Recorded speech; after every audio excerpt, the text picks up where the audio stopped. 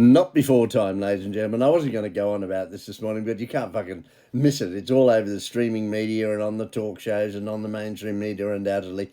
Not that I have looked at mainstream media this morning because they're so fucking boring and full of shit. But King finally strips Andrew of all his titles, and he'll now be known as Andrew Mountbatten Windsor. Great names from the past.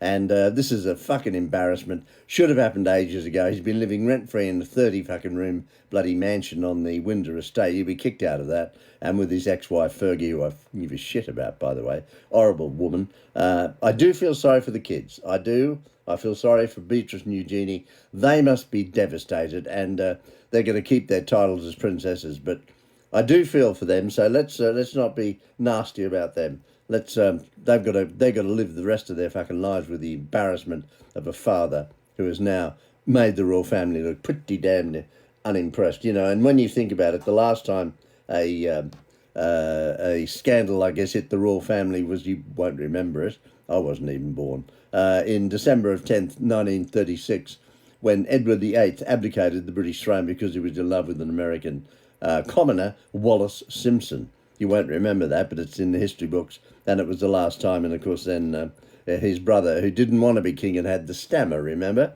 He was famous, but he was a good king. He was a good bloke, and he did the best he could. But he had a terrible stammer, and an Australian actually tried to help him with his stammer. They even made a film about it, I believe, some time ago. It was a very good film because it starred the Australian actor.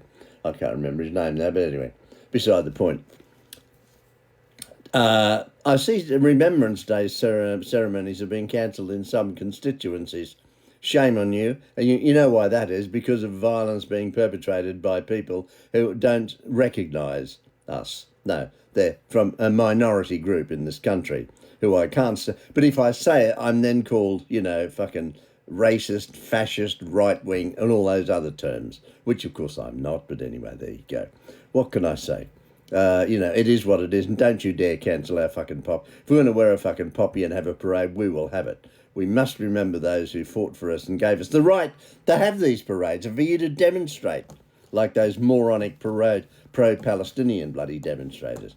Go out there and demonstrate about what's happening in the Sudan. Demonstrate about why the United Nations haven't done anything about it or condemned anything about it. Why the African nations aren't getting together and doing anything. Because they're so fucking corrupt down there. But of course, that's racist, you see. But it is. Go to Africa, have a look at Joburg now. When I remember going to Joburg when it was absolutely beautiful, many, many years ago, and people living in Johannesburg, I'm sure you feel the same in past now, that it's a dump.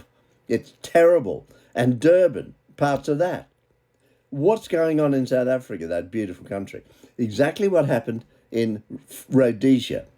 Zimbabwe, as it's called now, but formerly Rhodesia. It was the breadbasket of Africa. Now a disaster. Change the subject completely. I love beautiful women. I think they're part of life's rich tapestry, okay? And my favourite right now, I saw it in that movie the other day, Americana, and I fell in love with it. And now she comes on the, oh my God. It's my little favourite now, Sydney Sweeney. Holy Jesus, she's fucking gorgeous. She's wearing this bloody gorgeous dress at some review in America. I don't know, some bloody show in America. And oh my God, it's a see-through and she is showing it all. And isn't she gorgeous? I fucking love that woman. Oh my goodness me. Oh dear, what do you call it? An absolute showstopper. She's showing off her assets and boy, she's got, isn't she gorgeous? I love that woman. Oh dear, she's the new one. I mean, her Christian Cowan gown hugged her cinched waist, as they say in the. I'm not an expert on fashion or anything like that, but my God, she is beautiful, isn't she? She's my new favourite, and I've had a few, but that's it now for me. Sydney Sweeney. Oh my God, she's gorgeous. All the other stars going, oh my God, she is gorgeous, isn't she? There are some beautiful stars out there too, by the way, but Sydney, number one for me. She can wear jeans anytime she fucking likes, mate. I'm an 84-year-old. We get quite excited just looking at Sydney. No, I'm sorry. This is a serious, little news update here on this Friday, the 31st of October. Holy white man, fuck me, the time has flown. It was only yesterday, it was the 30th of October. The 24 hours have gone and a lot has happened.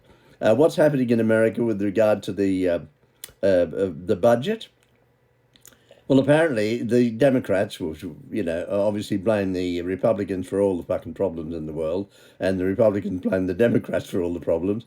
Well, it's the Democrats who are holding up. They could vote it in tomorrow, and people could be getting their money. As from tomorrow, a lot of people are going to be suffering in America, and I think that's appalling. On both sides, the Republicans and the Democrats, fucking wake up. You represent the people. I'm not an American, but I think it's fucking disgraceful what's going on.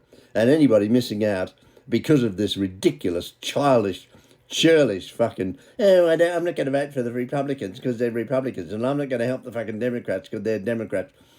Grow up. You're a fucking grow up. You're supposed to be representing the people of America. Do what's right for them and pass that budget. I don't understand how the American system works, but it sounds fucked up to me. You've got a party in charge of the Congress and the Senate. They should be able to say the budget goes through. But apparently in America, it's different. I just feel sorry for people who are going to suffer because of it. And I think it's quite ridiculous. Should America start retesting nuclear weaponry? Yes, absolutely, because Russia's pushed it to this point now. And they stopped doing it over 30 years ago. And now Russia, of course, every fucking day they threaten everybody with Armageddon. The only thing they can threaten you with is nuclear, because militarily, in a conventional sense, they're fucking useless. Their navy is pathetic. It's absolutely hopeless. They've got a few nuclear submarines and they'll all probably fucking break down. Their weaponry, it's very effective, I'm sure, because they've got so much of it. Now, the chances are that 1% of it will probably work. But look at how they've been humiliated in Ukraine under ongoing situation where they have 4 times the population, this great big army, and now we're going to devastate Ukraine in 3 hours, and, 3.5 years later it's still ongoing. My heart goes out to the people of Ukraine who are going to suffer terribly this winter. The Russians deliberately targeting their infrastructure and the electricity and the heating supplies. It's going to be a very bad winter for the people of Ukraine. Where are the demonstrations about Russia? What they did in Syria when they dropped chemical bombs. Obama was in power then. That's a red line. You can't cross that, but he did fuck all. He was hopeless. Hopeless. Democrats are hopeless. There's no question about it. And, they talk the talk but never walk the walk. At least Donald Trump walks the walk, doesn't he? Whether you like him or not. And he's just been on a whistle-stop tour in Southeast Asia and apparently has signed contracts for billions or trillions, if you listen to what he's saying. I don't know what they achieved down there, but it sounds pretty good to me. And is America doing okay? I think they are. It's a bit confusing, the whole situation. The peace in the Middle East is obviously not happening. The Hamas are getting stronger by the day, apparently, and are now retaliating. So the Israelis have got no option there but to go in and take them out altogether. And that's a sad situation. And of course I feel for the people out there. There are no innocents in Gaza, unfortunately, and I feel sad for them. The people of Israel, you've got to stay strong here and don't let the criticism and these pro-Palestinian idiots right across the world who know fuck all about any of the history out there. And only look what happened to Lebanon. Remember the Lebanon? Pre-Palestinians? It was beautiful.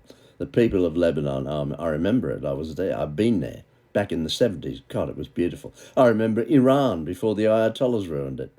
Why do we put up with this? Why do people have to put up with these horrible regimes? And I haven't forgotten what's happening in Sudan and the United Nations. Shame on you.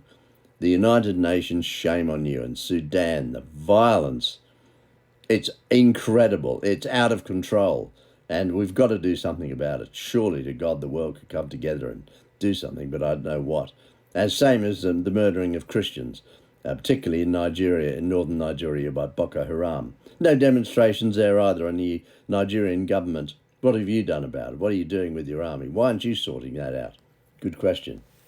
I'll leave you and love you. It's a Friday and I think you're all quite amazing. Have a good one.